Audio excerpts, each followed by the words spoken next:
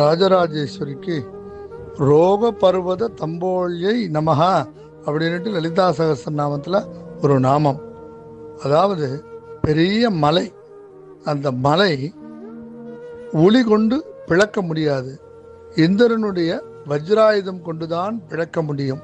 அதே போல வியாதி வந்து விட்டால் என்ன பாடுபடுத்துகிறது, எப்போது வரும் வியாதி நீங்குமோ, எப்போது நமக்கு நல்லது கிடைக்குமோ, உடம்பு எப்போ சரியாகுமோ, அந்த மாதிரி வேதனை பாதை இந்த மாதிரி இருக்கு.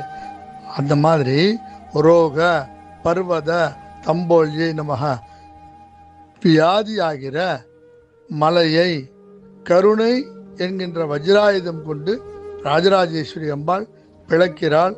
வியாதி நகருகிறது, சுகம் தெரிகிறது, ஆரோக்கியம் கிடைக்கிறது. அதனால இந்த ரோக பர்வத தம்போழியை நமகான்னு சொல்லிட்டு அந்த நாமத்தை சொல்லிட்டு இருந்தாலே போதும், வியாதி வராது.